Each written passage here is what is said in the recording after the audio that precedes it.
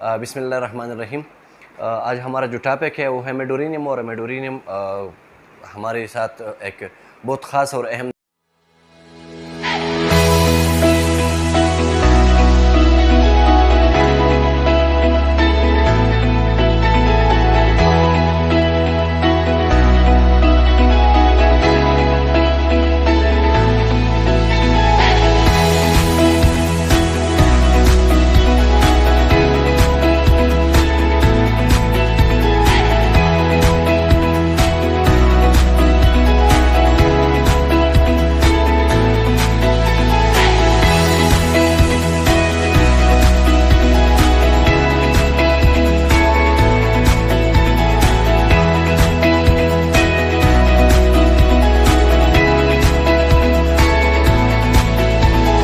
ہے جو عموماً ہم استعمال کرتے ہیں، اور میں تو کلینکل پریکٹس میں تقریباً ریگولر بیس کے حساب سے استعمال کر رہا ہوں۔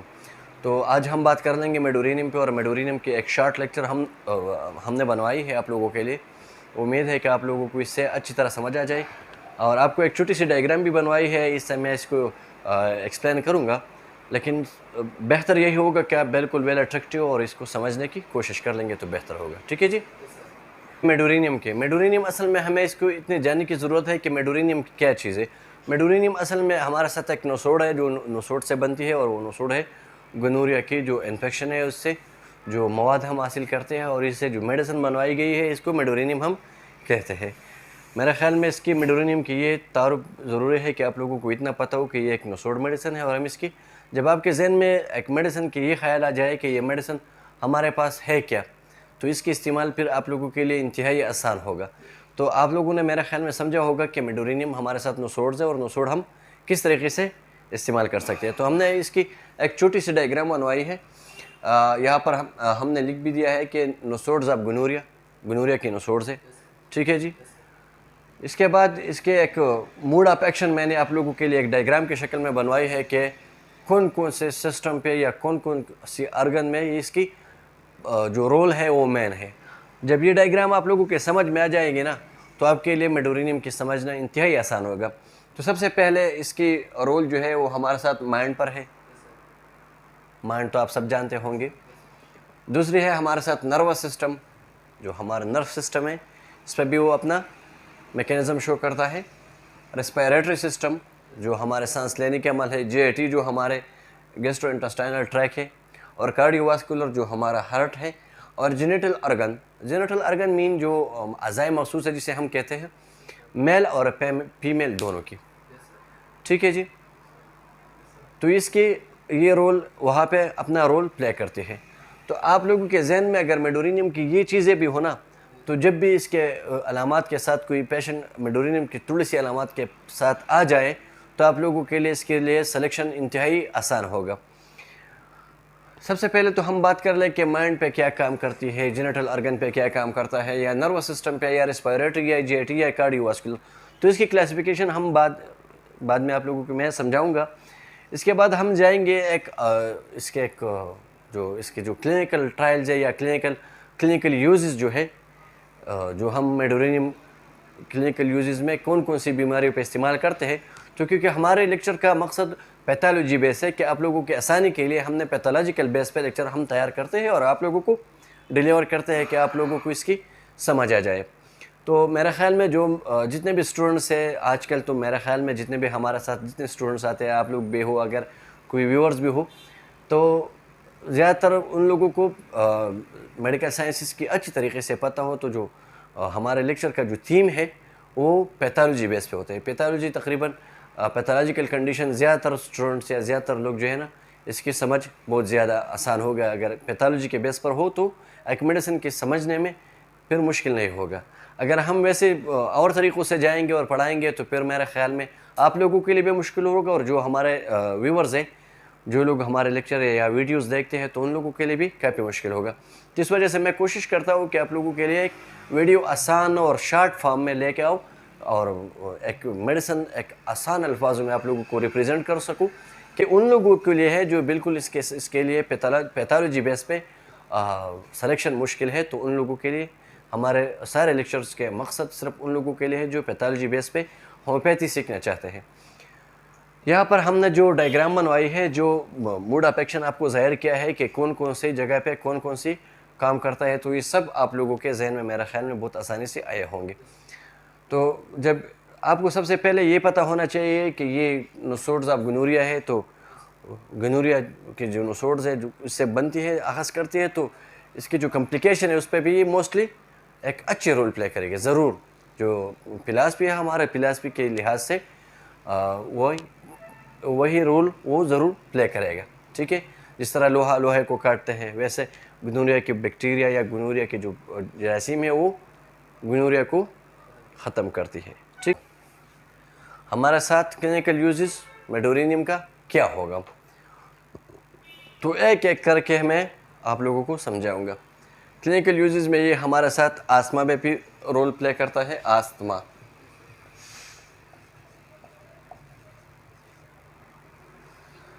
जानते हैं आप लोग, अगर आप लोगों के जहन में हो तो इससे पहले डायग्राम में मैंने एक चीज़ की वजाहत की थी, रेस्पिरेटरी सिस्टम।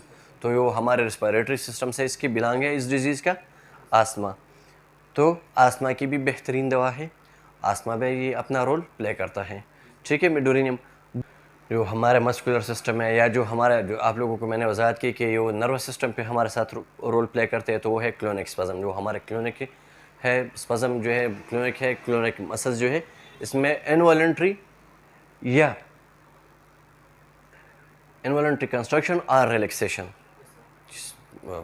मसल्स और जिस नर्व के ज़रिए हम इनवॉलंटरी कंट्रैक्शन और रिलैक्सेशन करते हैं, तो अगर क्लोनिक स्पज़म हो, इसमें जो खिंचाव हो, स्पज़म खिंचाव जिसे हम खिंचाव कहते हैं, खिंचाव आ जाए तो भी हमारे साथ मेडोरिनियम रिस्पॉन्सिबल है।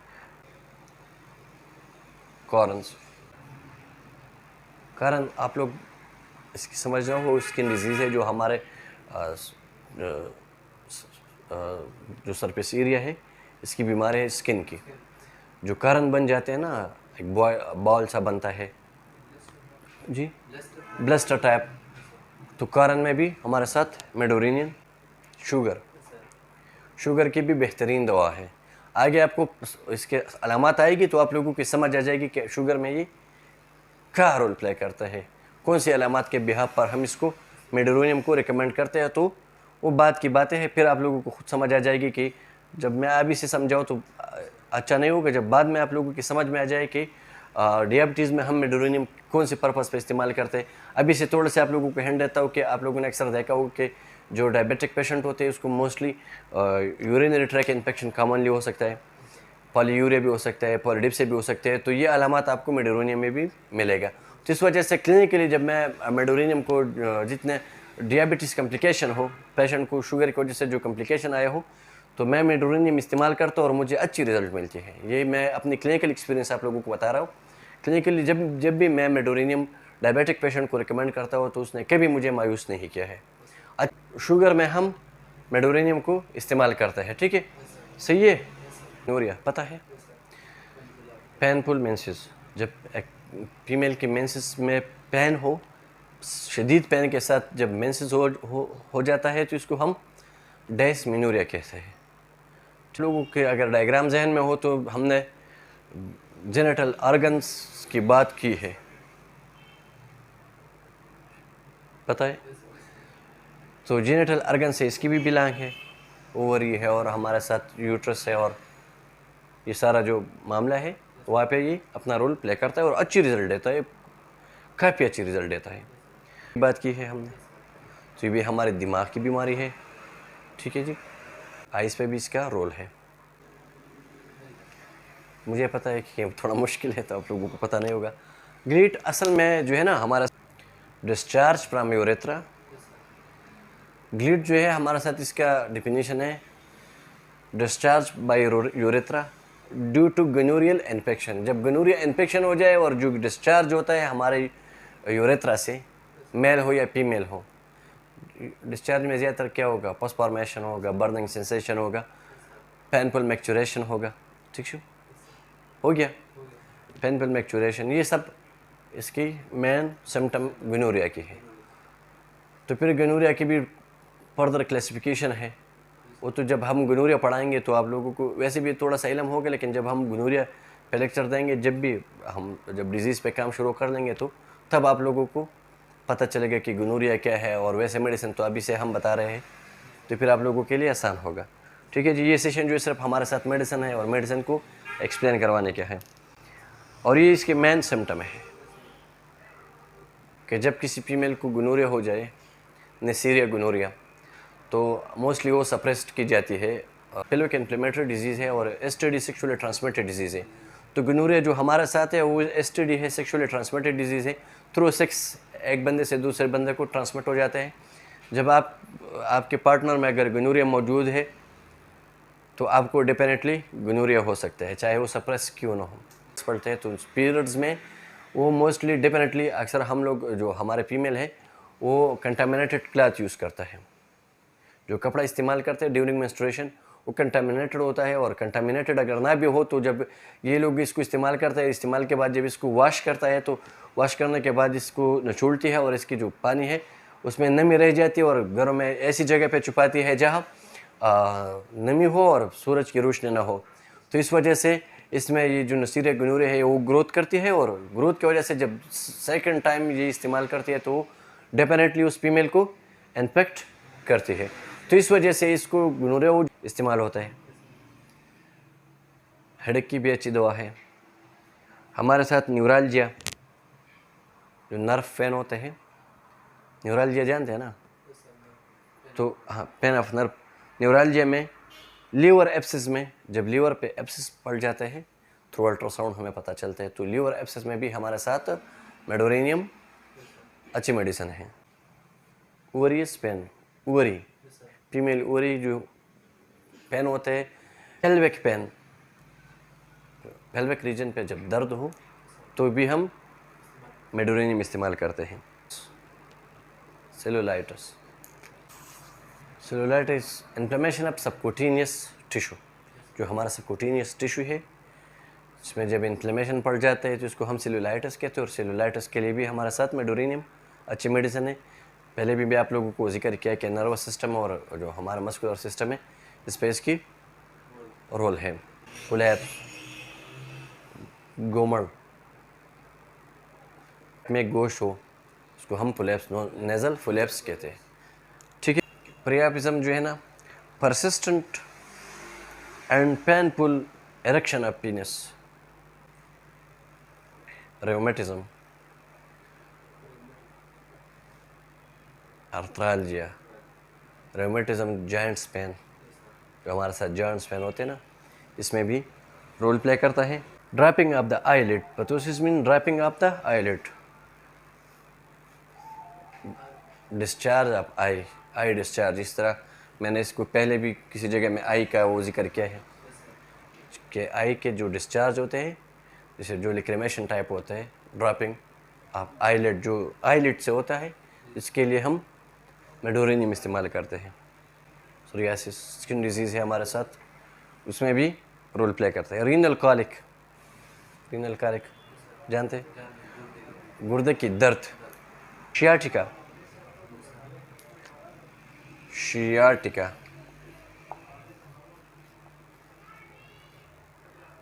جسے ہم ارق النساء کہتے ہیں. Shoulder pain, urticaria. وارٹس، وارٹس WARTS، وارٹس. لیکن وارٹس کیا ہوگا؟ جینیٹل آرگن پہ ہوگا. جب بھی آپ کے پاس کوئی پیشنٹ آ جاتا ہے اور آپ کو یہ کمپلینٹ کرتا ہے جو ہمارا جینیٹل سسٹم ہے اس پہ وارٹس نکلی ہے تو آنکھیں بند کر کے میڈورینیم آپ ریکمینڈ کر سکتے ہیں. وہ ڈیفینیٹلی جسے ہم HPV بھی کہتے ہیں، ہیومن پاپیلوما وائرس، اس کی وجہ سے جو وارٹس ٹائپس نکلتی ہے اصل میں یہ چونکہ STD کی بھی دوا ہے، سیکشولی ٹرانسمیٹڈ ڈیزیز کی دوا ہے. تو تھوڑی سی اس پہ ہم ڈسکشن کر لیں گے. اس کی جو یہ تو کلینکل یوزز ہو گیا جو ہمارے ساتھ کلینکلی ہم استعمال کرتے ہیں، یہ کلینکل یوزز ہے. آگے ہم جائیں گے اس کی ڈیٹیل پہ. تھوڑی سی شارٹ ڈیٹیل میں نے بنوائی ہے تو آپ لوگوں کے لیے اس کی تھوڑی سی وضاحت کر لوں گا کہ آپ لوگوں کو سمجھ آ جائے. پاورفل اینڈ ڈیپ ایکٹنگ، ایک پاورفل اور گہرائی سے کام کرنے والی دوا ہے میڈورینیم. ٹھیک ہے. اپن انڈیکیٹڈ پر کرانک ایلیمنٹس تو ہمارے جسم میں جو کرانک بیماریاں ہیں اس کے لیے ہم اس کو انڈیکیٹ کرواتے ہیں. جس طرح آپ لوگوں کو میں نے اس کی وضاحت کیا ہے کلینکلی، تو یہ سارے کرانک ڈیزیز ہے. اگر آستما ہے یا ایپیلیپسی ہے یا گلیٹ ہے یا ڈیابٹیز ہے یا شیاٹیکا ہے یا ایس ٹی ڈی ہے یا گنوریا ہو، جو بھی ہو نا، تو یہ سارے چیزیں کرانک کنڈیشن ہے. تو اس کے لیے ہم اس کو استعمال کرتے ہیں. Great disturbance and irritability of nervous system. Great disturbance and irritability of nervous system, اس میں بھی ہم اس کو استعمال کرتے ہیں. بے چینی، غنودگی یا نروس سسٹم میں جو ویکنیس آ جائے، پڑ جائے، تو اس کے لیے بھی ہم اس کو استعمال کرواتے ہیں. ڈوارف چلڈرن وہی بچے جو اپنے عمر سے کم رہ گئے ہو، اس کی قد کی گروتھ نہیں ہوئی ہو، گروتھ کم ہو. اکثر آپ لوگوں نے دیکھا ہوگا ایسے بچے معاشرے میں بہت زیادہ ہے. سوشل میڈیا میں اکثر اس طرح کے لوگ ہمیں نظر آتے. اب تو اس کو ہم بچے نہیں کہہ سکتے، لیکن جسامت بچوں کی طرح ہو اور عمر زیادہ ہو تو اس کو ڈوارفزم بھی ہم اس کو کہہ سکتے ہیں. ٹھیک ہے، اس کے ٹانگیں بھی چھوٹے ہو، اس کے ہاتھ جو ہے نا وہ بھی چھوٹے چھوٹے ہوں اور قد بھی چھوٹا ہو، تو اس کو ہم ڈوارفزم بھی کہتے ہیں. کیتھرل condition in children. کرانک کیتھرل condition in children, بچوں کی جو کیتھرل ہے، جو زکام کی جو مسئلہ ہے، بار بار زکام جب بچے کو آ جاتا ہے، کامن کولڈ جسے ہم کہہ سکتے ہیں، کامنلی کولڈ میں مبتلا ہو سکتے ہیں جو مبتلا ہوتے ہیں جو بچے، اس کے لیے بھی ہم میڈورینیم استعمال کرواتے ہیں. انلارج ٹانسلس. ٹانسلس انلارج، جب ٹانسلس بڑھ جائے، ٹانسلس کی جو غدود ہے وہ بڑھ جائے، تو اس کے لیے بھی ہم بچوں میں میڈورینیم استعمال کرواتے ہیں. Oedema of لیمز. ہمارے جو لیمز میں جب ایڈیما پڑ جائے یا سویلنگ آ جائے، ڈراپسی ہو جائے، تو اس کے لیے بھی میڈورینیم ہمارا ساتھ ہے. کیونکہ یا لوور لم میں زیادہ تر جو ہمارے ساتھ ایڈیما آ جاتا ہے یا سویلنگ آ جاتا ہے، تو اس کی ایک بنیادی کاز ہوگا کڈنی. جو ہمارا رینل سسٹم ہے، جب ہمارا فلٹریشن پراپر نہ ہو تو سویلنگ اور ڈراپسی پھر ہمارے لوور لم میں یا ہمارے باڈی میں پڑ سکتا ہے. تو اس کے لیے ہمارے ساتھ میڈورینیم ہے. جو سویلنگ اور اس کی جو باڈی سے جو ایکومولیشن آف فلوئڈ ہو گیا ہو، جو فلوئڈ ایکومولیٹ ہوا ہو باڈی میں، اس کو نکالنے میں ہمارا ساتھ مددگار میڈیسن ہے میڈورینیم. لو memory. Memory love who. Hope less of recovery. جو پیشنٹ کو یہ احساس ہو کہ میں ٹھیک ہونے والا نہیں ہوں. آپ مایوس پیشنٹ، نا امید پیشنٹ آپ لوگ دیکھتے ہوں گے اکثر. یار میں جب کلینک میں بھی پیشنٹ آ جاتا ہے یا ہمارے سوسائٹی میں بھی ہو، تو یہ بات اس سے ہمیں سننے کو ملتی ہے کہ میں ٹھیک ہونے کا نام نہیں لیتا. یار میں ٹھیک نہیں ہو سکتا. ویسے ڈیفیکلٹ ٹو کنسنٹریشن. ایک چیز پہ اس کی کنسنٹریشن نہ ہو، کسی چیز پہ کنسنٹریشن فوکس نہیں ہوتا، تو اس کے لیے میڈورینیم استعمال کرتے ہیں. کنسنٹریشن جانتے ہیں، ایک چیز پہ اس کا کہ توجہ مرکوز نہ ہو تو میڈورینیم استعمال کرواتے ہیں. Partial defence. جو اس کو کیا کہتے ہیں، تھوڑا سے بہرا پن کے لیے بھی ہم میڈورینیم استعمال کرتے ہیں. اسٹمک میں لیکوئر of لیکوڈس. Sweet yes G. Patient ہے، تھوڑی سی انتظار کرواؤ، تقریباً 4-5 منٹ میں انشاءاللہ ختم ہو جائے گا. پیشنٹ کی ڈیزائر ہوگا کہ لیکوڈ ٹائپ چیز ہو، سالٹس چیز ہو، نمکین اور سویٹ. تو جس طرح میں نے آپ لوگوں کو ڈیابٹیز کا ذکر کیا، تو یہ آلموسٹ شوگر کے پیشنٹ میں یہ علامات ہمیں ملتے ہیں. زیادہ تر یہ علامات ہمیں شوگر کے بیماروں میں ملتا ہے. تو اس لیے یہ شوگر کی بھی اچھی دوا ہے، کیونکہ یہ سینسیشن یا جو یہ چیزیں اس کو کنٹرول کرتے ہیں. جب یہ کنٹرول ہو جاتی ہے تو پیشنٹ کی شوگر آٹومیٹکلی کنٹرول میں آ جاتا ہے. یا جو کمپلیکیشن شوگر کرواتا ہے، تو اس کمپلیکیشن کے لیے بھی ہم میڈورینیم استعمال کرواتے ہیں. ٹھیک ہے جی. Violent pain and liver and سپلین. شدید درد ہو لیور میں اور سپلین میں، ٹھیک ہے، تو اس کے درد کے لیے بھی ہمارے ساتھ بہترین میڈیسن ہے. جس طرح ہم نے پہلے ذکر کیا، اگر تھوڑے سے پیچھے ہم جائیں گے تو شروع میں ہم نے ذکر کیا کہ یہ لیور ایپسس کی بھی بہترین دوا ہے. تو لیور میں بھی اس کا رول اچھا ہے. فل یورینیشن، پینفل یورینیشن، پردرد یورین. جب ہم میڈورینیم کے پیشنٹ جب یورین کرتے ہیں تو اس وقت درد ہوگا. نکٹرنل انوریسس. نکٹرنل انوریسس اس کنڈیشن کو ہم کہتے ہیں جب غیر ارادی طور پر رات میں پیشاب نکلنا، چاہے چھوٹا ہو یا بڑا ہو. جب اس کو پتہ نہ ہو اس کی پیشاب نکلتا ہے بیڈ میں، تو اس کو نوکٹرنل یا رات کے وقت تو اس کو ہم نوکٹرنل انوریسس کہتے ہیں. بیڈ ویٹنگ یا نوکٹرنل انوریسس دونوں تقریباً. کیا ہوگا؟ سلو ہوگا. جو پیشنٹ کی یورین فلو ہے نا وہ نارمل نہیں ہوگا, سلو فلو ہوگا. افینسیو مینسز زیادہ ہوگا. کلاٹڈ پروپیوز مینسز ہوگا, افینسیو مینسز ہوگا. ڈارک ہوگا, کلر ڈارک ہوگا. اور کلاٹ جانتے ہیں آپ لوگ نا, جسے ہم کیا کہتے ہیں, جم کے, ٹھیک ہے, کلاٹڈ ہو. لیکوریا تھن ہوگا, اور تھن لیکوریا ہوگا. واٹس آن جینیٹل ارگن ہوگا, جس طرح پہلے بھی میں نے وضاحت کی ہے. دے میں کاز اسٹیریلٹی, گنوریا میں کاز اسٹیریلٹی, فیمیل میں بانجپن بھی میڈورینیم پیدا کرتی ہے. تو ہمارے ساتھ جب گنوریا کی وجہ سے اسٹیریلٹی ہو تو میڈورینیم یہ اسٹیریلٹی ہمارے لیے ختم کرتی ہے اور فیمیل کو کانسیونگ میں مدد دیتی ہے.